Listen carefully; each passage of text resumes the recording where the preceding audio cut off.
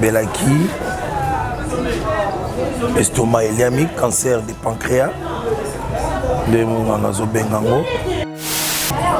Zagout ba prophétie balobaki bat ba okufa na baliwa o union sauteuse le kangai na lobaka ke totema inutile osala muninga mabe association vivre na cotisation surtout zaki na caisse pendant tant d'années au association vivre au moment que tu rentres ba noko mibiki ça d'abord mutabeli to bikisi d'abord premier soin biso moko to epi papa dadi abala raté mazalaka na deux femmes anda ko vivre na bango mais atiki bana tous les deux côtés atiki bana mais tozomo loko neti bazo rejeter biso makasi depuis ya dadi akufa biso devant la ka awa tozo comprendre te ce qui matanga ngo ezana 200 tonnes nini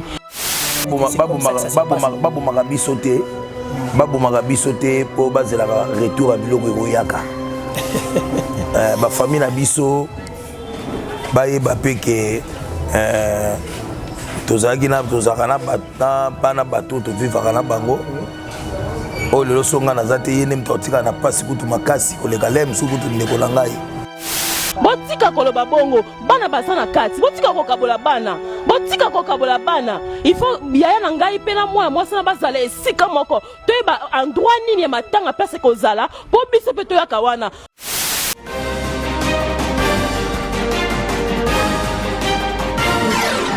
Une patte cassée n'a jamais empêché les 1000 pattes de marcher. C'est sur cette note que nous ouvrons la boucle de cette grande émission. Bienvenue à vous tous qui êtes abonnés de cette grande chaîne Chélie Télévision. Et aujourd'hui, dans le cadre de cette émission, comme je vous ai toujours promis, c'est de prendre les personnes qui sont non seulement à l'actualité, mais les personnes qui peuvent vous donner les meilleurs d'elles. Et aujourd'hui, dans le cadre de cette émission, je vais prendre pour vous un grand artiste parce qu'il figure sur la liste de ces personnes la touche, vraiment apporter encore une pierre dans le monde de la la cinématographie, donc c'est le cinéma.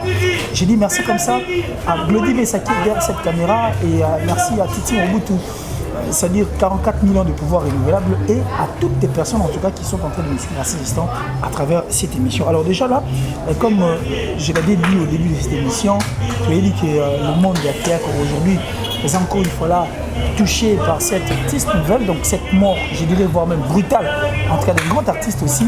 Dadi Kambala a Tigali depuis un certain temps. Ben bon, comme Tokoutier, en plein boulot, mais on n'avait pas le choix, il n'avait pas aussi le choix, il nous a quand même accordé son hospitalité. Lui s'appelle Modero, président de sa troupe théâtrale, et aussi à travers Modero, aujourd'hui nous avions connu beaucoup de gens, en tout cas les gens dans le monde du théâtre, donc à Boti, les cours pour continuer à rebondir, donc moteur a un souci, parce que le monde habitué à théâtre qui est musique. Bonjour et bien. Bonjour. Et je crois que l'attitude de l'Église dans moi tristesse. C'est vrai que la perte, il y a encore une fois là, il y a un autre artiste qui personnellement boué. Et vous venez à peine quelques mois, vous venez déjà de perdre pour nous le haut et affecté qui est davantage. Et encore une fois, les lots affectés. Est-ce qu'on peut avoir vos impressions par rapport à une nouvelle comme la Bible pour le monde à théâtre, encore une fois là, frappé par la mort de Dadi Kambala? Il y a du Kambala, il y a vraiment brutalité parce que Belaki, estomac héliamique, cancer du pancréas, de Mouanazo Bengango. Ma salle opération, nous allons me permettre de. Oui, ça passe. Déjà, on a un message à Dadi dans Mituna. Mokile Lobanini. Pour nous, pas même 2 mois Dadi qui Kambala Kofi. Je sais pas. Les Wezali Kamwanzambe. On a limité qu'à Kebartise, chaque jour, on peut se faire des Koufa. Zagout ba prophétie balobaki bat ba okufa na baliwa o union sauteuse le kangai na lobaka ke totema inutile osala muninga mabe to lingala vraiment c'est vrai to kolisa art na biso toza na bomoko pour après la mort bible bite lola ba préparer ngo na se etamboli na yo nde muté ko préparer lola donc parce que mitema ya ba artiste to perdre les sous Dadi Kambala tout qui tumina vraiment tozaki bien tozaki ba meilleur ami te ba meilleur ami na scène o tonoku en dehors tonoku tanga na ba occasion oyo et banda osenga ke théâtre ekutisi biso mais soto kutani azalo lakisanga ke alinganga Dadi Kambala. Alors, et là, on aurait retenir des Dadi comme ça. C'est vrai que Boanek, on a la difficulté. Bolingo la affection, on a zaki nango soto kutani. Yango muto vraiment et tikali palangai. Alors, sur le plan artistique, on retenir un peu moins, vous appelez moi va souvenir des Si. Première fois, na comme filmé na comme première fois à joie. Na tiens na scène déjà na ma série qu'elle avait pas Chris Production. Donc depuis 2004 comme ça de na Dadi Kambala. Alors, Yamodé, je parlais que les occasions à bien sur ces plateaux. Ici, tu es sur la plan en tant qu'humain et puis en tant que bateau bazar, visionnaire, bateau barutala, en tout cas, musica concernant au monde de la théâtre. Parce que le théâtre, il faut signaler que il faut faire partie de la culture de la République démocratique du Congo. Parce que généralement, bateau va voir Jean-Rémy que Libanda va avoir le pays de tel artiste, le pays de tel artiste, n'est pas vraiment au taper ma soeur de Libanda. Alors en tant qu'artiste, qu'est-ce que ça vous fait aujourd'hui? Théâtre où apportera plus? Théâtre où est ça la vie? Théâtre, tu as dit que vous avez peindre la société. Vous qui arrivez à peindre cette société, enfin que vous allez apprendre davantage. Mais ce sont les mêmes personnes, vous avez acteurs. Il y a monde dango, vous avez classé parmi les piètres. Et pourtant, sous autres cieux, sur tout le monde, ma famille, on a liste, tout le monde, il y a kilo bateau bazora moi loko toké na Nigeria toké pe na mboka mususu au moins que bateau na basa bien côté ba ko vivre dans ba conditions mais abiso awa ce n'est pas le cas, il sera toujours contraire et en plus tu remarques à chaque fois qu'il y a un problème il faut que intervention mutumo ngana mi kondana d'abord biso moko avant le bana likama mboka bazo kipe bisoté tout consorne je salue ma livre qui para biso ngana kondana na biso moko toza na keste.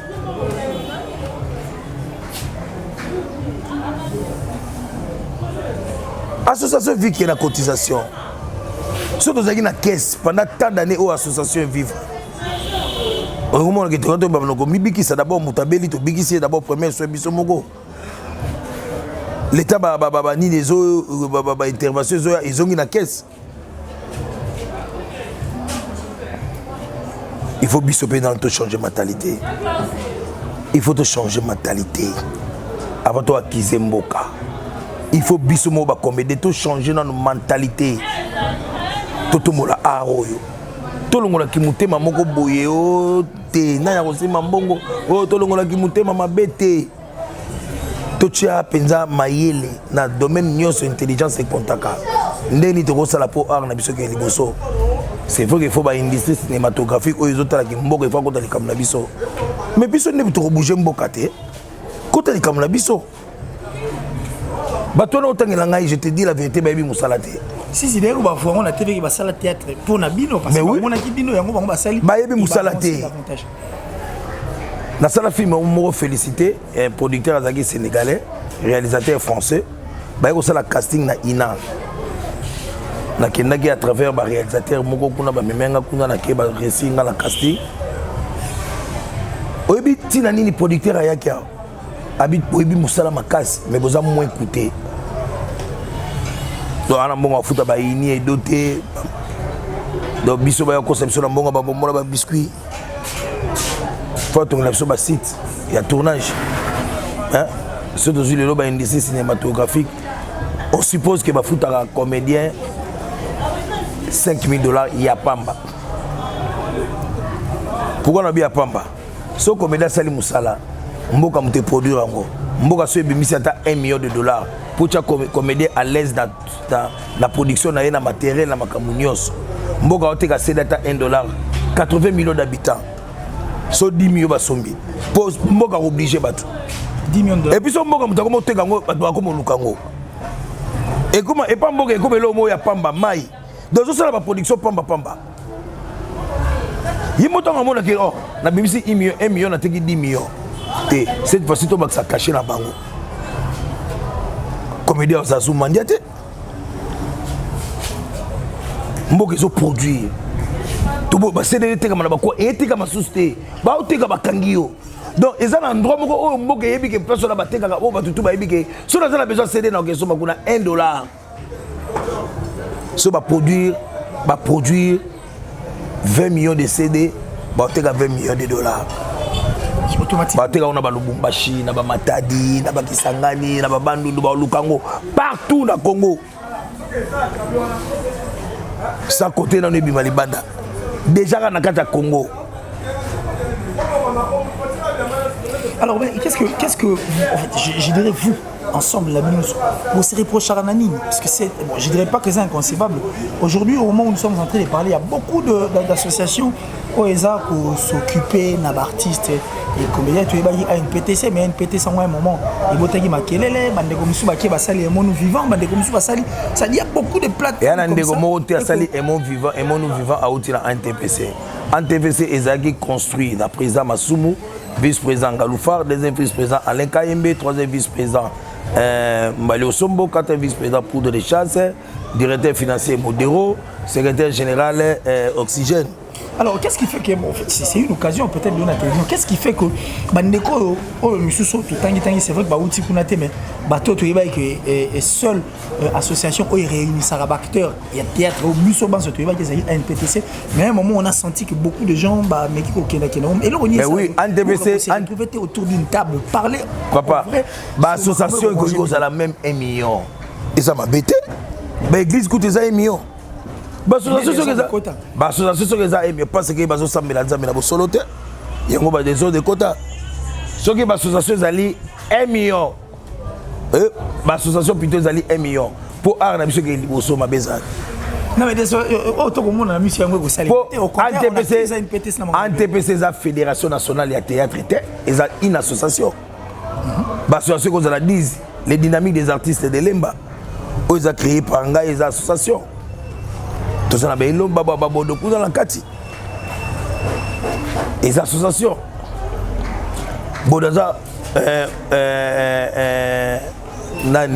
Au cadre de l'NTPC.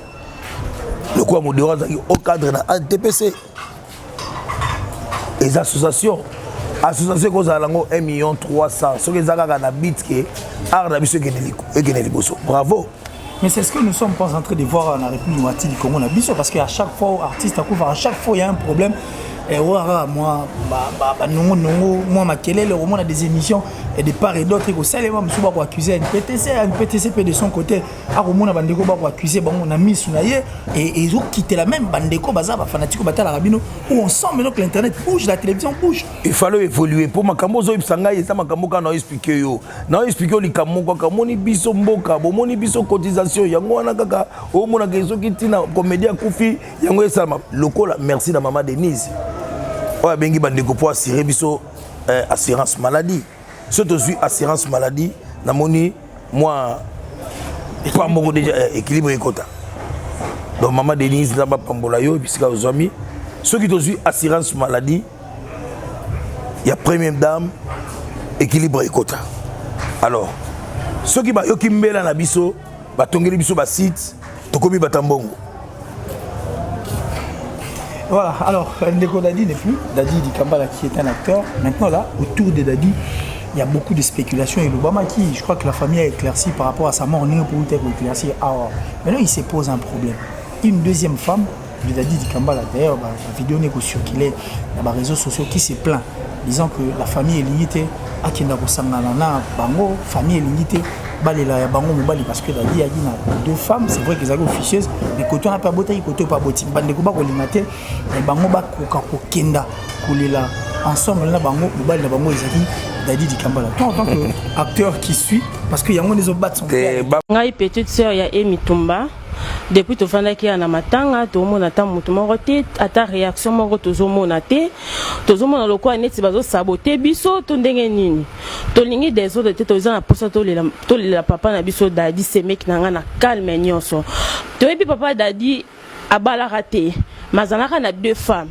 Anda ko vivre na bango mais atiki bana tous les deux côtés atiki bana mais tout le monde le quoi net bazo rejeter biso makasi depuis ya Dadi akufa biso devant ka awa tozo comprendre te ce qui matanga ngo ezana 200 tonnes nini puis en plus tozo mona ta mutu moko te na kati esika o tozo mona mutu moko te ya Dadi nenga zawana atika ko balate ya dadi azana basi mibale batika koloba keo ya dadi abala intel ya dadi abala intel non ya dadi abala te atikala ko bala te to tikala ko yoka te to tikala ko na commune moko te to tikala te ata mukete ba rapé ko tala biso ba rapé ko assister biso to za awa na nini na juste na Prince Kasavu de na coin ya Chaba juste na immeuble moko za juste na coin to za pas grande sœur botika ko sa mo ya batu makamo eza malamu te nazo sepela ta mukete nazo sepela ta mukete o ya kufele za grande sœur na ngamta kufele mobile biso so tozo ka makambo ane esa la biso pe malamu te to ko tomoka makasi to ko tomoka to ko silika po ye pas na famille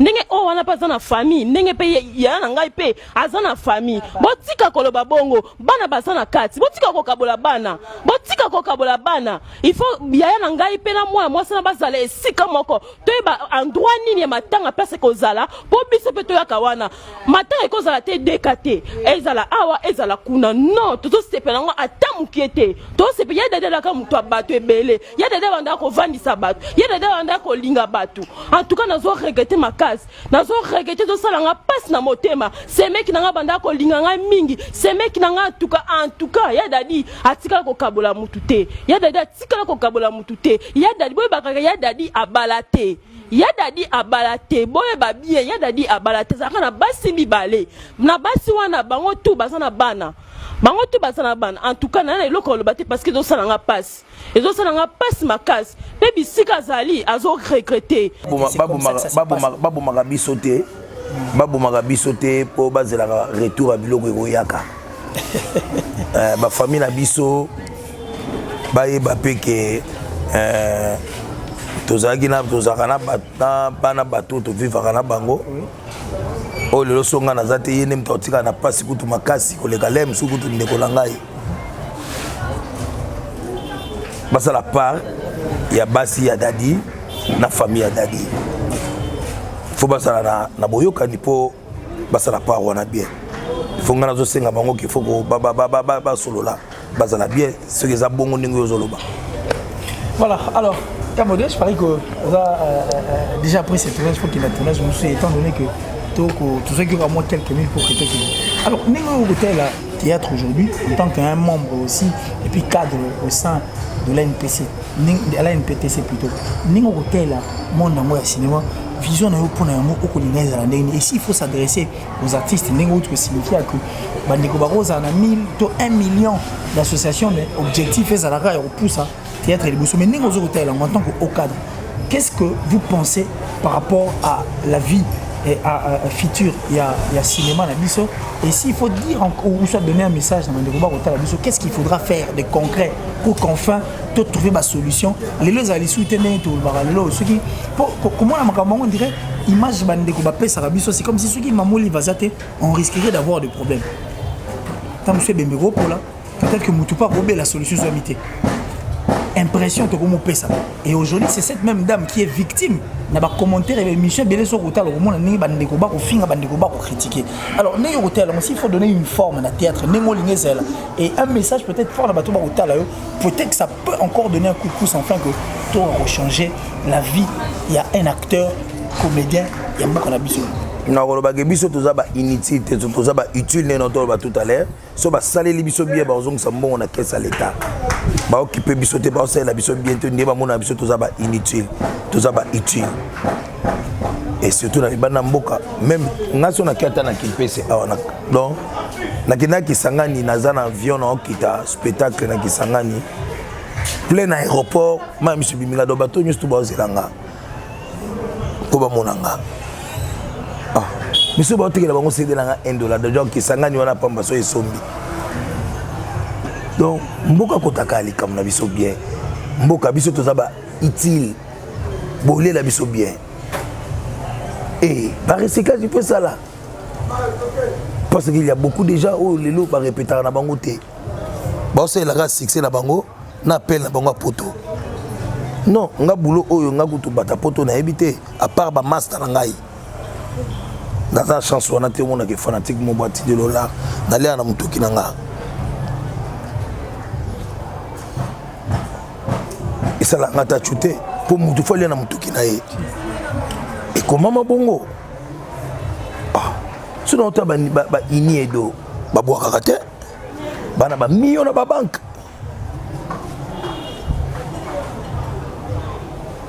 mboka kota likambo na biso. Est-ce qu'une fois il vous est déjà arrivé? Le roi Ebandi Boy déjà maman Denise première dame assurance maladie maman n'a pas pas wana salami wana soki mutami balé misatu mine yaye donc c'est-à-dire ba site monani ba espace vide des ali ba tongeli biso site même si tu en es ko tsala producteur soit nga tourner kuna quelque chose pour battre bazala kuna ba no bongisa ba site wana et longola sous chômage na mboka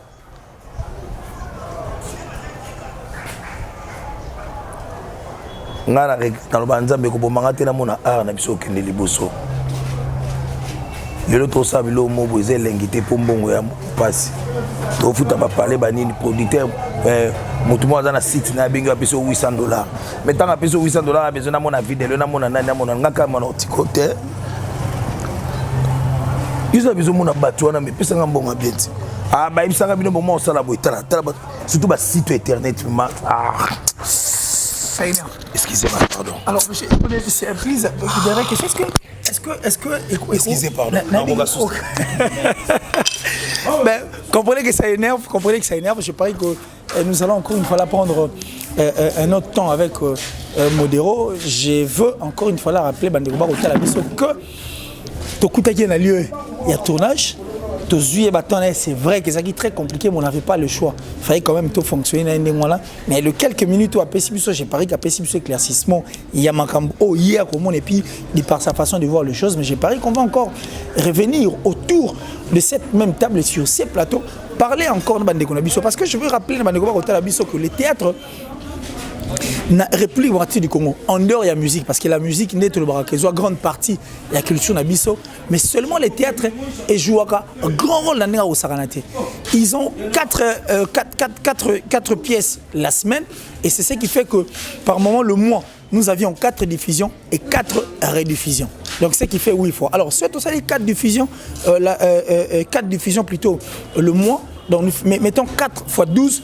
Bandeko Bomo na ndenge européen sabiso vous comprendre que bah travaillera trop et cela sera pendant une année. Alors une année c'est tout le jour bah pesa sabiso bah filmer à sika bah piser la sika. Donc ce sont des personnes qui bah réfléchissent à fond, des personnes qui nous donnent les meilleurs d'eux. Rien que quand on musalo bah ça on a moins de bord.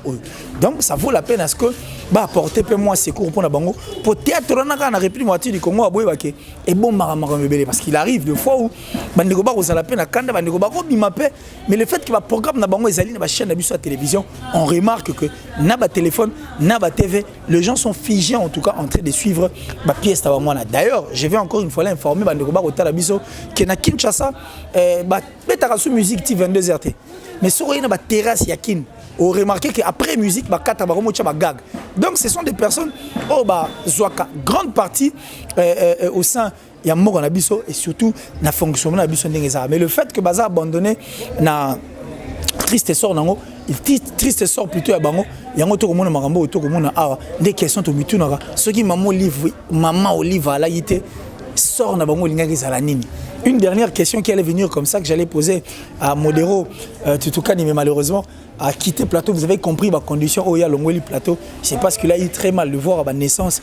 Il y a un site internet, ma chaîne plutôt YouTube, de voir aussi ma naissance, il y a ma troupe théâtrale et belé et beaucoup de présidents qui en réalité bah aussi la succès là bango mais bah kolinga ko formaté. Donc bazo pesa biso image mususu. Étant donné que boko yamba batu na groupe na bino. Yo c'est la succès mais oyena bato bazo ko pesa les meilleurs d'été. C'est tout à fait normal que moto alinga pour produire a pesa bino mbongo moko e ko quitter. Pourquoi? Parce qu'il y a un groupe Noéza n'engé pas au canisate. Alors, la question que j'allais poser dans le Konabiso Modero et Esaïe de savoir ce qui plutôt n'est tout le vendeur de ça. Est-ce que bango ici va entrepreneur déjà ba démarche moro yamakasi pour montrer leur mécontentement dans Mboka? C'était ça au fait ma question. Alors c'est une question que je réserve à tous les autres artistes en tout cas qui nous suivent à ces instants et je pense que tous avons un plateau moro tous sur la davantage parce que Liwa Dadi qui dit Kambala il y a Pouloul et les autres et font encore au cerveau au contraire comme même Kolobi Sabat Alors on va se dire au revoir, mais du moins, avant que tout le monde au revoir, je vais dire merci à cette grande équipe technique qui aujourd'hui était chapeautée par Glody Messa, Titi Mobutu, 44 000 ans de pouvoir renouvelable. À Ipenabiso, je pense encore à John Fomba, un ami personnel comme ça avec qui tu partageras un bon moment sur le plateau Nabiso en analysant le sujet et frappaka. Mais ces passages, très spécialement, n'a dédié à la plus suspecte en tout cas de toutes les Italiennes, Francine Mana. Et je pense encore une fois là à celle qu'on appelle ma maman chérie Jedida Hélène Mireille Garcia depuis l'Allemagne. J'ai dit merci à mon vieux Gianni Sitanchunga pour tout Bangamituri de Suisse-Irlande. Merci à Hervé Louma, mon ami personnel depuis la Belgique. Merci à Hervé Louma Sayadi là depuis les États-Unis. Et puis je pense qu'on va se retrouver très prochainement dans un autre numéro et pas plutôt au Panzasun Tege, tout cela davantage. Mais le tout dernier Congolais, la République démocratique du Congo, s'il vous plaît, sur le mot Bimakobono, pour Congo, ça vraiment on a pour ça, il y a à vivre.